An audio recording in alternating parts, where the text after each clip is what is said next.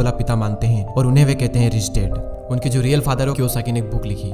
इस बुक ने आते ही मार्केट में धूम मचा दी और बन गई एक best selling book. Robert Kiyosaki के दो पिता थे, एक तो उनके रियल फादर जिन्हें वे पुअर डैड कहा करते थे यानी गरीब पिता, और उनके फ्रेंड माइक के पिता को वो अपना मुंह बोला पिता मानते हैं और उन्हें वे कहते हैं रिच डैड। उनके जो रियल फादर है वो काफ़ी पढ़े लिखे हैं, वो एक कॉलेज में प्रोफेसर है, लेकिन उनकी पूरी जिंदगी में पैसों को लेकर बहुत ही ज़्यादा स्ट्रगल रहा और यही वजह है कि रॉबर्ट उन्हें पुअर डैड कहते हैं। और वहीं दूसरी ओर इनके जो मुंह बोले पिता हैं वो कम पढ़े लिखे हैं, लेकिन फिर भी वो एक बहुत बड़े बिजनेसमैन है और एक कामयाब इंसान है, और इसी वजह से रॉबर्ट उन्हें कहते हैं रिच डैड। रॉबर्ट कियोसाकी अपनी book rich dad poor dad में बताते हैं कि जब वे 9 साल के थे तो स्कूल में दूसरे अमीर बच्चों को देखकर उनके मन में भी अमीर बनने की तमन्ना होती थी, और इसीलिए एक दिन उन्होंने अपने पुअर डैड से पूछा कि अमीर कैसे बना जा सकता है। लेकिन उनके जो रियल फादर थे पुअर डैड, उनके पास इसका कोई जवाब नहीं था, और उन्होंने कहा कि तुम अपने दोस्त माइक के पिता से इसका जवाब पूछो क्योंकि वो तुम्हें इस सवाल का जवाब अच्छी तरह से दे सकते हैं। और फिर रॉबर्ट अपने रिच डैड के पास जाते हैं और उनसे अपना सवाल पूछते हैं, और वहीं से रॉबर्ट की फाइनेंशियल एजुकेशन का एक बहुत ही महत्वपूर्ण सिलसिला शुरू होता है। उनके रिच डैड उन्हें लाइफ की डिफरेंट स्टेजेस पर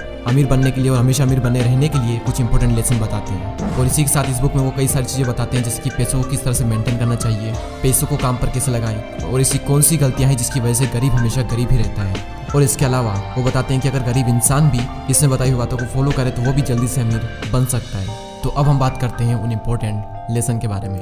तो नंबर 1 यहाँ पर आता है कि अमीर लोग कभी भी पैसों के लिए काम नहीं करते।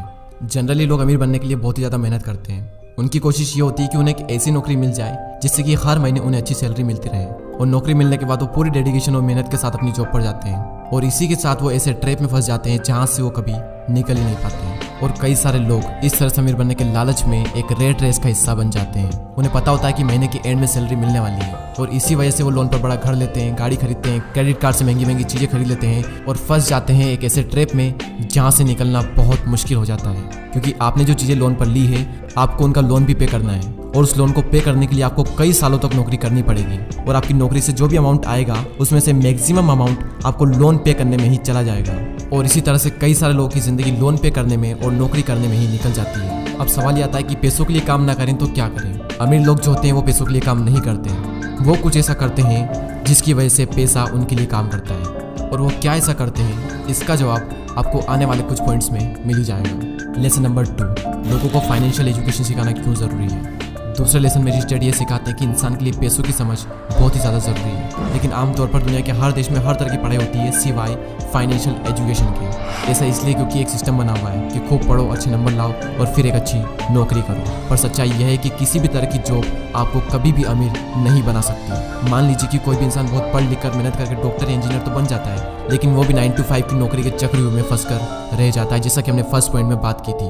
और इसी 9 to 5 के चक्रव्यूह से बाहर निकलने के लिए रिच डैड ने एसेट्स और लायबिलिटीज के बारे में बताया है। एसेट्स उन चीज़ों को कहते हैं जो आपकी जेब में पैसा डालती है, और लायबिलिटीज उन सब चीज़ों को कहते हैं जो आपकी जेब से पैसा निकालती है। एग्जाम्पल के लिए अगर आपने अपने किसी घर को रेंट पर दिया है तो उसे हम कहते हैं एसेट्स, जो कि वो घर आपकी जेब में पैसा डाल रहा है। और वहीं दूसरी ओर अगर आप एक न्यू कार लोन पर लेते हैं तो उसे हम कहते हैं लायबिलिटीज, क्योंकि वो कार आपकी जेब से पैसे। कोई भी ऐसा दूसरा काम कर सकता है जो उसकी इनकम को बढ़ाए। इसके लिए जरूरी नहीं है कि शुरुआत बड़े लेवल को कहते हैं जो आपकी जेब से पैसा निकालती है। एग्जाम्पल के लिए अगर आपने अपने किसी घर को रेंट पर दिया है तो उसे हम कहते हैं एसेट्स, जो कि वो घर आपकी जेब में पैसा डाल रहा है। और वहीं दूसरी ओर अगर आप एक न्यू कार लोन पर लेते हैं तो उसे हम कहते हैं लायबिलिटीज, क्योंकि वो कार आपकी जेब से पैसे निकाल रही है। और अमीर बनने के लिए सबसे ज़्यादा जरूरी चीज़ है कि आप एसेट्स खरीदें और लायबिलिटीज़ को जितना हो सके उतना कम करें। और ये सब बातें आपको दुनिया के किसी भी स्कूल में नहीं सिखाई जाती, क्योंकि वहाँ पर तो सिर्फ आपको अच्छी जॉब हासिल करने के बारे में ही सिखाया जाता है। ये कभी भी नहीं सिखाया जाता कि अपने पैसों को ग्रो कैसे कराया जाए, और इसीलिए फाइनेंशियल एजुकेशन का सीखना बहुत ही ज़रूरी है। थर्ड लेसन है कि अपने काम से काम रखो।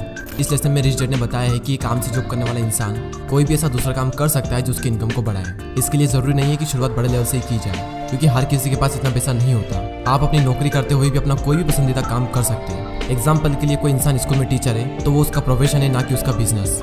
उसका अपना काम वो होगा जो वो खुद शुरू करेगा। एक बार मैकडोनल्ड के फाउंडर क्रोक MBA के स्टूडेंट की क्लास में स्पीच दे रहे थे। स्पीच के दौरान क्रोक ने वहाँ पर मौजूद स्टूडेंट से पूछा कि क्या आपको पता है कि मैं क्या बिजनेस करता हूँ। तो सभी स्टूडेंट ने यही कहा कि आप हैमबर्गर के बिजनेस में हैं, और ये जवाब सुनकर क्रोक को हंसी आ गई। फिर उन्होंने कहा कि मैं हैमबर्गर के बिजनेस में नहीं हूँ, क्योंकि मेरा काम रियल एस्टेट का है। ऐसा इसलिए क्योंकि जब भी कोई मैकडोनल्ड की फ्रेंचाइजीज खरीदना चाहता है तो फिर उसे उस जमीन की खरीदारी भी करनी पड़ती है। तो माना रियल एस्टेट बिजनेस, और आप खुद देख लो आज पूरे वर्ल्ड में मैकडोनल्ड रियल एस्टेट का सबसे बड़ा एम्पायर बनकर खड़ा है। तो रिच डैड रॉबर्ट कियोसाकी को सिखाते हैं कि कैसे आज ज्यादातर लोग बाकी सबके लिए तो काम करते हैं लेकिन खुद के लिए नहीं करते।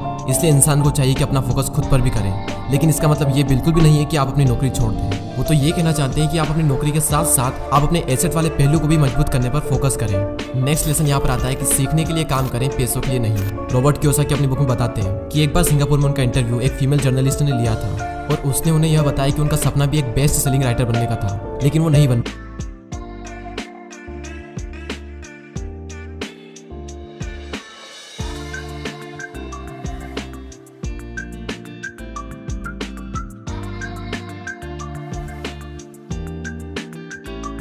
उसके कई सारे लेख पढ़े भी थे, तो इसलिए रॉबर्ट ने उस महिला को सेल्स ट्रेनिंग का कोर्स करने की राय दी।